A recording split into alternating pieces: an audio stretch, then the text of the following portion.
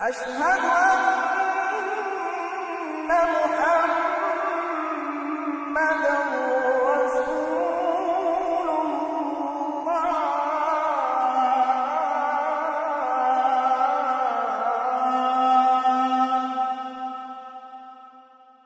بے پردہ کل جو آئیں نظر چند بیبیاں، اکبر زمیں میں غیرت قومی سے گڑ گیا۔ سیاسی اور معاشی محاذ پر عالم اسلام نہ صرف مغرب سے شکست کھا چکا ہے، بلکہ شرمناک بات یہ ہے کہ اس شکست کا فخریہ اعلان بھی کرتا ہے۔ ہم مغربی جمہوریت کو آئیڈیل طرز حکومت تسلیم کر چکے ہیں۔ اپنے حریف کو چاہے وہ فرد ہو، جماعت ہو یا حکومت، اسے غیر جمہوری ہونے کا طعنہ نفرت انگیز انداز میں دیتے ہیں،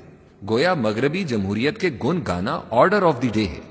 اسی طرح معاشی سطح پر ہم مغرب کے اس سرمایہ دارانہ نظام کے بری طرح اسیر ہو چکے ہیں جس کی بنیاد، مرکز اور محور سودی لین دین ہے۔ کوئی ایک اسلامی ملک بھی ایسا نہیں ہے جس کی معیشت میں سود کا مرکزی رول نہ ہو۔ وہی سود جسے قرآن پاک میں ربا کہا گیا ہے اور اسے اللہ اور رسول صلی اللہ علیہ وآلہ وسلم کے خلاف جنگ قرار دیا ہے۔ سودی معیشت کے حوالے سے ایک بات بہت اہم ہے کہ یورپ نے تجربے سے یہ جان لیا ہے کہ سود ملک یا قوم کے لیے ضرر رساں ہے، لہٰذا انہوں نے سود کی شرح میں بتدریج کمی کرنا شروع کر دی، یہاں تک کہ بعض ممالک میں یہ صفر کے لیول پر بھی آ گئے۔ لیکن وہ سود کو کھلے عام غلط یا نقصان دہ قرار نہیں دیتے، کیونکہ اول تو اس سے سرمایہ دارانہ نظام جو عالمی سامراجیت کا ایک اہم ترین سہارا ہے اس کی گرفت ڈھیلی پڑ جائے گی اور شاید ختم ہی ہو جائے۔ پھر یہ کہ اسلام جو آج امریکہ اور مغرب کا اولین اور حقیقی ٹارگٹ ہے، اس کی حقانیت ثابت ہو جائے گی۔ حقیقت یہ ہے کہ سیاسی اور معاشی سطح پر امریکہ اور مغرب جنگ جیت چکے ہیں اور ہم اپنی شکست تسلیم کر چکے ہیں۔ البتہ اجتماعی زندگی کے تیسرے گوشے معاشرتی نظام کے حوالے سے جنگ ابھی جاری ہے، اگرچہ اس میدان میں بھی ہماری اولین صفیں مغرب تہس نہس کر چکا ہے۔ اصل صورتحال یہ ہے کہ پسپائی کے ساتھ ساتھ ہم کچھ نہ کچھ مزاحمت بھی کر رہے ہیں، لیکن دشمن کے حملے دن بدن بڑھ رہے ہیں اور جارحیت میں شدت بھی آ رہی ہے۔ عجب اور حیران کن بات یہ ہے کہ جب ہندوستان میں انگریز حکمران تھا اور ہم باقاعدہ غلام تھے، اس وقت ہم پر مغرب کی تہذیب کا اتنا تسلط نہیں تھا جتنا آج ہے، جبکہ ہم آزاد قوم ہونے کے دعوے دار ہیں۔ وہ کیا وقت تھا کہ جب اکبر الہ آبادی کو چند بیبیاں بے پردہ نظر آ گئی تھیں اور وہ غیرت قومی سے زمین میں گڑ گئے تھے، اور آج مغرب کی نکالی میں ہماری معاشرت زمین میں گڑ چکی ہے۔ غور کرنے کی ضرورت ہے کہ آخر کیوں قرآن پاک میں ایک حقیقی اسلامی معاشرے کا نقشہ پیش کرتے ہوئے اجتماعی زندگی کے سیاسی اور معاشی گوشوں کا صرف ایک خاکہ بنا کر دیا گیا، یعنی ایک سمت کا تعین کر دیا، تفصیلات سے گریز کیا۔ مثلا سیاسیات کے حوالے سے اسی پر اکتفا کیا کہ حقیقی مالک اور حکمران صرف اللہ رب العزت ہے، انبیاء اور رسل دنیا میں اس کے نمائندے ہیں، ان کے احکامات یعنی شریعت کے دائرے میں حکمران کو محض نیابت کرنا اور مشاورت کے ساتھ حق خلافت ادا کرنا ہے۔ معاشی میدان میں دو بنیادی اصول وضع کر دیے، وہ یہ کہ سود حرام اور تجارت حلال ہے، پھر تجارت کو بھی حلال اور حرام تقسیم کر کے اصلاً ارتکاز دولت کے تمام چور رستے بند کر دیے۔ البتہ اسلامی معاشرت کو خوب تفصیل سے اور کھول کھول کر بیان کیا، حیا کو مسلمان کا بنیادی وصف قرار دیا، محرم اور غیر محرم کی وضاحت کی، عورت کو پردے کا حکم دیا جبکہ مرد اور عورت دونوں کو نگاہیں نیچی رکھنے کا حکم دیا، مخلوط محفلوں سے اجتناب کرنے کا کہا گیا، مرد اور عورت کو بلا ضرورت اختلاط سے روکا گیا کیونکہ جنسی خواہش کی تکمیل فطری امر ہے، لہذا قواعد و ضوابط کا پابند کیا۔ پردہ اور حجاب انہی قواعد کا حصہ ہے، اور کون نہیں جانتا کہ بے پردگی بے حیائی کی طرف پہلا قدم ہے۔ یہ سب کچھ اس لیے کہ فرد جو معاشرے کی بنیادی اکائی ہے اور گھرانہ جو تعلیم و تربیت کا ابتدائی ادارہ ہے، اس کی اٹھان صحیح اور صالح بنیادوں پر ہو، تاکہ فرد جو ملت کے مقدر کا ستارہ ہے، اس کی چمک اور دمک ماحول کو اس قدر روشن کر دے کہ اس سے اللہ کی مخلوق کو صراط مستقیم صاف نظر آئے۔ یاد رہے، معاشرہ، حکومت اور ریاست افراد ہی کے مجموعے کا نام ہے، اگرچہ اچھے مٹیریل سے تعمیر شدہ عمارت بھی مضبوط اور مستحکم ہوتی ہے، لیکن ظاہر ہے کہ اس کی پائیداری دنیا تک محدود ہے، جبکہ اچھے بلکہ صالح انسانوں سے تشکیل شدہ معاشرہ دنیا ہی میں نہیں بلکہ آخرت میں بھی خوبصورت اور خوشنما نتائج برآمد کرے گا جو ہمیشہ ہمیشہ کے لیے ہوں گے۔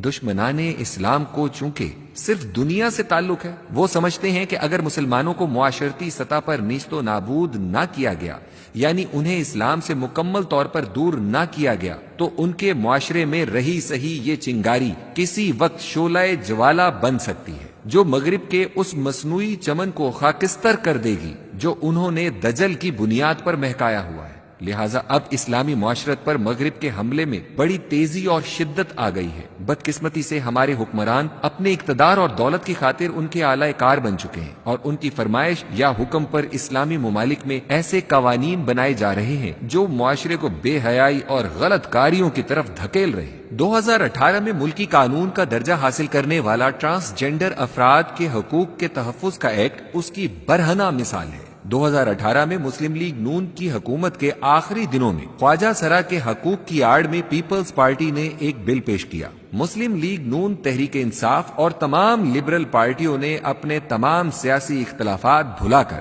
اس بل کی حمایت کی۔ 18 مئی 2018 کو صدر ممنون حسین نے قانون پر دستخط کر دیے اور 24 مئی 2018 کو یہ مملکت خداداد پاکستان کے آفیشیل گزٹ میں شائع کر دیا گیا۔ بل پیش کرنے والوں نے خواجہ سراؤں کے حقوق کا سہارا لے کر ایسی چابک دستی اور عیاری سے اس قانون کا مسودہ تیار کیا کہ اس میں ہم جنس پرستوں کے لیے قانونی تحفظ کا ایک چور دروازہ رکھ دیا گیا۔ اس طرح ہم جنس پرستی کو باقاعدہ قانونی تحفظ فراہم کر دیا گیا ہے۔ یہ ایکٹ نہ صرف کئی اسلامی اصولوں کے خلاف ہے اور آئین پاکستان کی اسلامی دفعات کی کھلی خلاف ورزی پر مبنی ہے، بلکہ اس سے ہم جنس پرستی جیسے کبیرہ گناہ کا راستہ اس طرح کھل جائے گا کہ اس کا سد باب بہت مشکل ہو جائے گا۔ قانون میں کئی بنیادی سکم ہیں۔ پہلی خامی یہ ہے کہ ٹرانسجینڈر کی تعریف، جس کے لیے درست لفظ انٹرسیکس ہے، اس میں بایولوجیکل ساخت کے اعتبار سے مکمل مرد اور عورت کو بھی محض اپنے احساسات کی بنا پر ٹرانسجینڈر قرار دیا گیا۔ دوسرا، ان افراد کو یہ حق دیا گیا کہ وہ چاہیں تو مکمل مرد یا عورت ہونے کے باوجود اپنی جنس اپنی مرضی سے اپنے شناختی کاغذات میں اپنے احساسات کے مطابق تبدیل کر سکتے ہیں، اور نادرہ یہ تبدیلی کرنے کا قانونی طور پر پابند ہوگا، اور اس کے لیے اس قانون میں سیلف پرسیوڈ جینڈر آئیڈینٹی کی اصطلاح ڈالی گئی ہے۔ قانون میں لفظ ٹرانسجینڈر استعمال کیا گیا ہے، لیکن اس کے لیے درست لفظ ٹرانسجینڈر نہیں بلکہ انٹرسیکس ہے، جسے عربی میں خنثی اور فارسی میں دوجنسا کہا جاتا ہے۔ بہرحال ٹرانسجینڈر کی 3 تعریفیں کی گئی ہیں۔ پہلی تعریف یہ ہے کہ وہ شخص ٹرانسجینڈر ہے جس کے اعضاء میں پیدائشی صنفی ابہام یعنی سیکشول ایمبیگوٹی ہے، لیکن اس کے لیے درست لفظ انٹرسیکس ہے، اور در حقیقت اگر یہ قانون انٹرسیکس کے تحفظ کے لیے ہوتا تو بات مختلف ہوتی، کیونکہ اس میں شک نہیں کہ انٹرسیکس افراد حقیقی طور پر ایک پسا ہوا طبقہ ہیں، اور ان کا تحفظ بلکہ شریعت کے دائرے میں رہتے ہوئے عزت افزائی ریاست اور اس کے باشندوں کا فرض ہے۔ دوسری تعریف کے مطابق وہ شخص جو مکمل مرد ہے، وہ کسی وجہ سے مثلا دوا یا ایکسیڈنٹ کی وجہ سے مردانہ صلاحیت سے محروم ہو جائے، وہ بھی اس ایکٹ کے مطابق ٹرانسجینڈر ہے، حالانکہ وہ مکمل مرد ہے۔ اس کے احساسات، جذبات، اس کی بایولوجیکل ساخت مردوں کی ہے، صرف اس کی مردانہ قوت زائل ہونے سے اس کی جنس ہرگز تبدیل نہیں ہو سکتی۔ تیسری تعریف جو فساد کی اصل جڑ ہے، اس کے مطابق ایسے افراد جو پیدائشی طور پر جسمانی اور ہارمونز بلکہ ڈی این اے کے اعتبار سے مکمل عورت یا مرد جنس کے ساتھ پیدا ہوئے، مگر بڑے ہو کر کسی نفسیاتی الجھن یا پیچیدگی، معاشرتی دباؤ، ٹرینڈ، ذاتی پسند ناپسند کی بنیاد پر اپنی جنس سے ناخوش ہیں، اس ناخوشی یا نفسیاتی بیماری کو جینڈر ڈسفوریا کہا جاتا ہے۔ ایسے افراد کو بھی ایکٹ میں ٹرانسجینڈر کہا گیا، حالانکہ بایولوجیکل ساخت کے اعتبار سے وہ مکمل مرد یا عورت ہے۔ گویا جنس جیسی واضح بنیاد کی بجائے صنف جیسی سبجیکٹو شے کو معیار کے طور پر استعمال کیا گیا اور مغربی معاشرتی نظام کی یلغار کا راستہ کھول دیا گیا۔ سب سے بڑی خرابی یہ ہے کہ اس سے ہم جنس پرستی کو قانونی تحفظ حاصل ہو جائے گا۔ اس کی وضاحت یہ ہے کہ ایک مرد جس میں کسی بھی قسم کی کوئی صنفی خرابی نہیں ہے، یہاں تک کہ وہ شادی شدہ اور صاحب اولاد ہے، مگر اس کی خواہش، میلان طبع، inclination and self perceived gender identity expression ہے، وہ ایک عورت کی طرح پہچانا جائے، تو وہ بغیر کسی میڈیکل ٹیسٹ سرٹیفکیٹ کے اس ایکٹ کی شک نمبر 3 اور سب شک نمبر 2 کے تحت نہ صرف نادرا بلکہ کسی بھی حکومتی ادارے میں خود کو بحیثیت عورت رجسٹر کروا سکتا ہے، یا چاہے تو ٹرانسجینڈر بھی رجسٹر کروا سکتا ہے، اور یہی حق ایک عورت کو بھی حاصل ہے۔ اس کے نتیجے میں وہ کسی دوسرے مرد سے شادی بھی کر سکتا ہے، عورتوں کے لیے مختص تمام جگہوں، ٹوائلٹ، سوئمنگ پولز جا سکتا ہے، عورتوں کے تمام قوانین اس پر لاگو ہوں گے۔ ایک عورت جو پیدائشی طور پر عورت ہے، مرد رجسٹر ہو کر وراثت میں اپنا دگنا حصہ لے سکتی ہے۔ اس کے نتیجے میں خاندانی نظام میں جو تباہی آئے گی وہ ناقابل بیان ہے۔ نیز ہم جنس پرستی کا طوفان پورے معاشرے کو گھیر لے گا۔ نعوذ باللہ من ذالک۔ افسوس کہ جس مظلوم صنف یعنی حقیقی مخنث انٹرسیکس کے لیے یہ قانون بنایا گیا ہے اور جن کی تعداد بہت ہی کم ہے، ان کو اس سے کوئی فائدہ نہیں پہنچ رہا، بلکہ جعلی مرد و عورت قانونی طور پر اپنے آپ کو ٹرانسجینڈر بنا کر اس سے فائدہ اٹھا رہے ہیں۔ یہ کوئی خدشہ یا خیالی بات نہیں، بلکہ جماعت اسلامی کے سینیٹر مشتاق احمد نے سینٹ کی کمیٹی برائے انسانی حقوق میں اس وقت کے وزیر داخلہ سے یہ سوال پوچھا کہ جولائی 2018 میں قانون منظور ہونے کے بعد سے لے کر جون 2021 تک کتنے لوگوں نے جنس کی تبدیلی کے لیے درخواست دی۔ وزارت داخلہ سے تحریری طور پر موصول ہونے والا جواب اور اعداد و شمار انتہائی خوفناک ہیں۔ جولائی 2018 سے لے کر جون 2021 تک 28,723 افراد نے اپنی میلانے طبع اور اندرونی طور پر محسوس کیے گئے احساسات اور جذبات کی بنیاد پر خود کو اپنی اس جنس سے علیحدہ شناخت کے لیے درخواست دی ہے،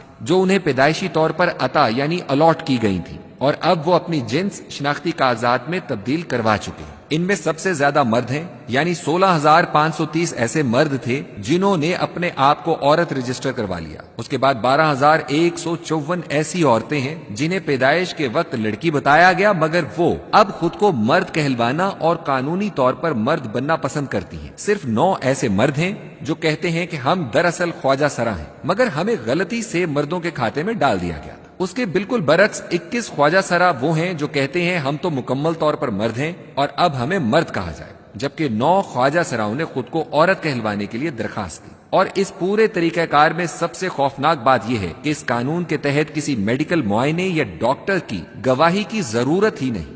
سب سے بڑی گواہی اور سب سے بڑا قانون انسان کے پوشیدہ جذبات اور احساسات کی گواہی ہے، جو حتمی فیصلہ ہے۔ اس گواہی کو کوئی چیلنج نہیں کر سکتا۔ یہاں یہ بھی ذکر کرتے چلیں کہ یہ معاملہ درد دل رکھنے والے کچھ افراد وفاقی شرعی عدالت میں لے جا چکے ہیں اور مقدمہ زیر سماعت ہے، جس میں اس قانون کے دفاع میں جس طرح حکومتی اور LGBTIQ کے افراد پیش ہو رہے ہیں، وہ آنکھیں کھول دینے کے لیے کافی ہے کہ اصل ایجنڈا کیا ہے۔ پھر یہ کہ قانون بننے سے قبل اور بعد میں اسلامی نظریاتی کونسل نے بھی ایک اسلامی جماعت کے رکن اسمبلی کی جانب سے تحقیق کے لیے بھجوائے جانے پر اس کی بھرپور مخالفت کی اور اس میں کئی خامیوں کی بھی نشاندہی کی۔ جمہور علماء اس کے اسلامی تعلیمات کے خلاف ہونے پر متفق ہے، مگر حکمرانوں کے کانوں پر جوں نہ اس وقت رینگی اور نہ آج وہ اس معاملے میں سنجیدہ نظر آتے ہیں۔ حقیقت یہ ہے کہ کسی گناہ میں مبتلا ہونا بہت برا فعل ہے، لیکن اس گناہ پر اصرار اور نڈر اور بے خوف ہو جانا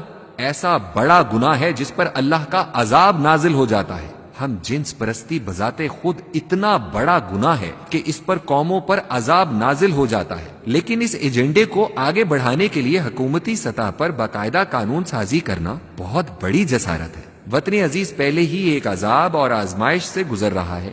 خدا را اللہ کے عذاب کو مزید دعوت نہ دیں۔ اہل پاکستان کا یہ فرض بنتا ہے کہ اس کے خلاف متحد ہو کر عوامی سطح پر آواز اٹھائیں، مسجدوں میں اس حوالے سے بات ہو، علماء کرام عوام کی ذہن سازی کریں تاکہ یہ سازش کامیاب نہ ہو سکے۔ حکومت میں شامل مذہبی جماعتیں اس غیر شرعی اور اللہ کے عذاب کو دعوت دینے والے قانون کے خلاف عملی اقدامات کریں۔ ہم سب اللہ کے حضور انفرادی اور اجتماعی سطح پر توبہ کریں، تمام نئے قوانین قرآن و سنت کے عین مطابق بنائیں اور پہلے سے موجود قوانین میں انہی خطوط پر اصلاح کریں تاکہ دنیا میں بھی کامیاب ہو سکیں اور اخروی نجات بھی حاصل ہو سکے۔ بے پردہ کل جو آئیں نظر چند بیبیاں، اکبر زمین میں غیرت قومی سے گڑ گیا۔ پوچھا جو میں نے آپ کا پردہ وہ کیا ہوا، کہنے لگیں کہ عقل پہ مردوں کے پڑ گیا۔